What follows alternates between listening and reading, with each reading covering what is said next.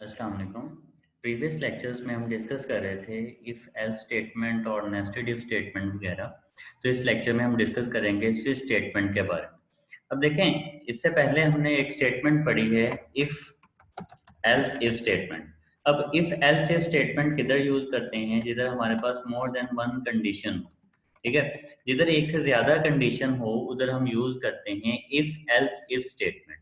तो जो switch statement है ये हमारे पास अल्टरनेट है किसका?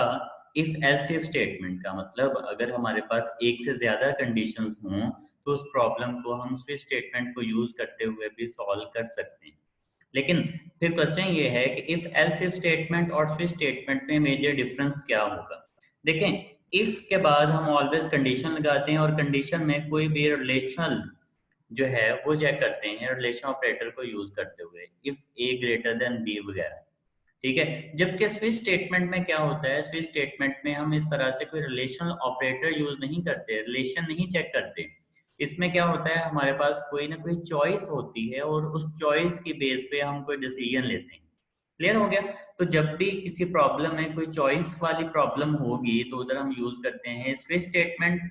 जबकि अगर हमारे पास कोई रिलेशनल प्रॉब्लम है, मतलब हमने दो नंबर्स में से ग्रेटर फाइंड करना है, तीन नंबर्स में से ग्रेटर फाइंड करना है वगैरह, या पॉजिटिव नेगेटिव वगैरह फाइंड करना है, तो उधर हम क्या करते हैं? बेटर हमारे पास क्वेश्चन कौन सा होता है? If else if.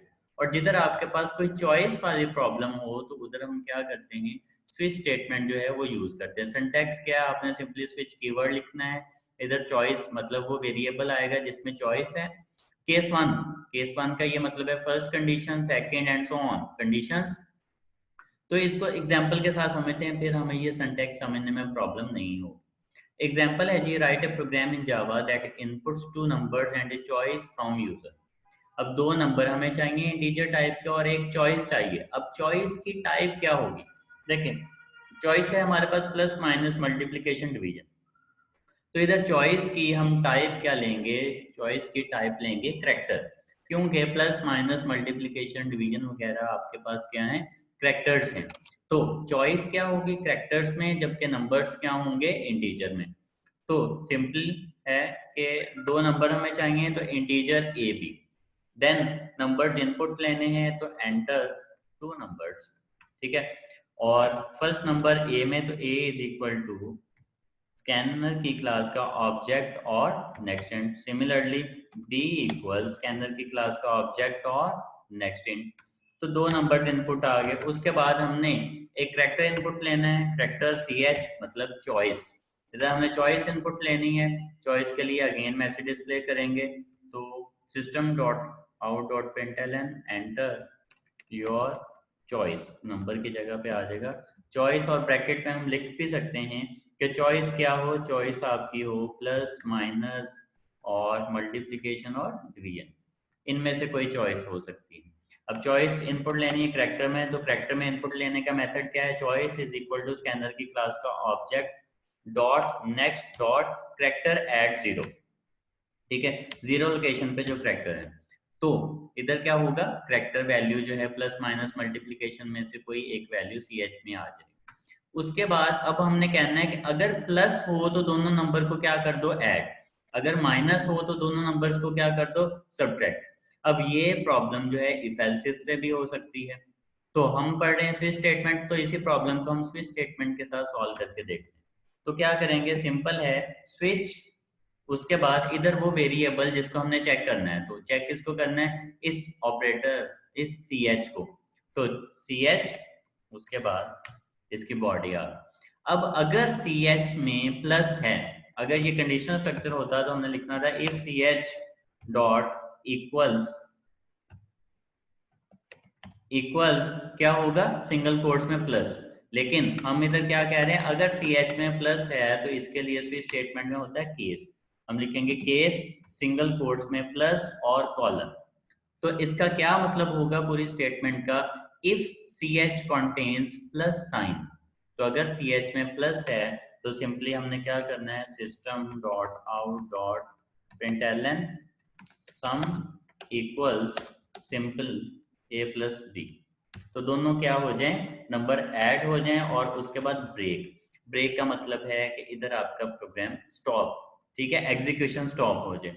उसके बाद सेकंड केस क्या है, केस सिंगल कोट्स में minus, if C h contains minus, ठीक है, अगर सी एच में माइनस है तो again system dot out dot println subtraction, ठीक है, इधर आप कोई भी लाजमी नहीं है सब्ट्रैक्शन लिखना, कोई भी मैसेज जो है वो प्रिंट करेंगे और सब्ट्रैक्शन में a माइनस बी, और ब्रेक मतलब इधर आपका प्रोग्राम क्या हो जाए, स्टॉप हो जाए, ठीक है, प्रोग्राम अपनी एग्जीक्यूशन जो है वो स्टॉप कर दे। तो अच्छा, इसके लिए ऐसे करते हैं, कोई वेरिएबल ले लेते हैं और उसमें आंसर स्टोर करते हैं, ठीक, मतलब इधर इंटीजर सम, इसी तरह से सब्ट्रैक्ट, इसी तरह से मल्टीप्लिकेशन और इस तरह से डिवीजन। तो इधर क्या करना है जी, sum equals a plus b, और क्या कर दो, सिंपली सम को प्रिंट कर दो। इसी तरह से इधर माइनस है तो subtract equals a minus b, और इधर सब्ट्रैक्ट कर दो, ठीक है, सब्ट्रैक्ट प्रिंट कर दो। सिमिलरली केस मल्टीप्लिकेशन, ठीक है, तो multiplication is equal to a multiply by b, और सिंपली क्या करना है, मल्टीप्लिकेशन आंसर प्रिंट करना है। तो मल्टीप्लिकेशन इक्वल्स किसके अंदर है, मल्टीप्लिकेशन एमयूएल वेरिएबल के अंदर, और ब्रेक। इसी तरह से लास्ट केस क्या है, लास्ट केस है डिवीजन।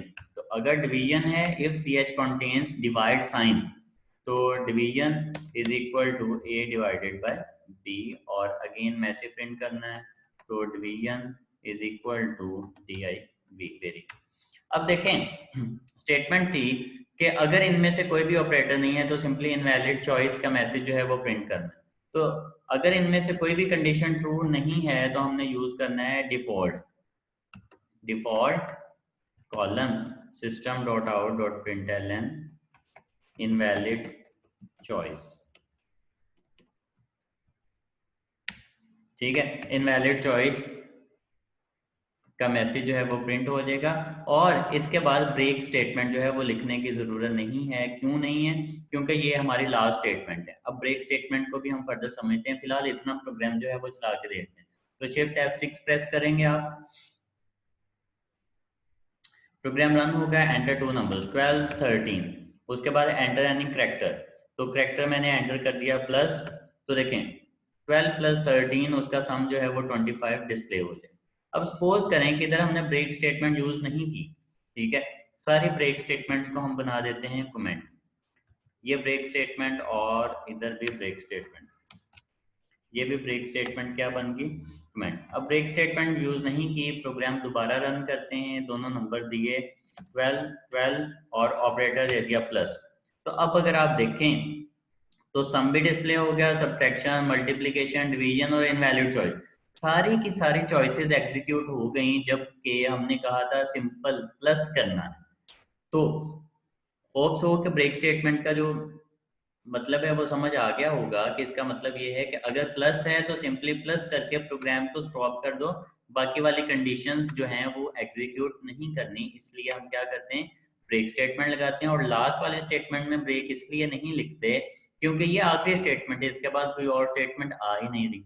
तो ये केसेस जो हैं ये किसकी जगह पे आते हैं, इफ की जगह पे, और इस तरह से डिफॉल्ट किसकी जगह पे आता है, एल्स की जगह पे। जिस तरह से हम इफ एल्स स्टेटमेंट लिखते हैं, तो if condition, else if condition and so on, और लास्ट पार्ट कौन सा होता है, एल्स वाला। तो इसमें स्विच स्टेटमेंट में लास्ट पार्ट कौन सा होता है, डिफॉल्ट।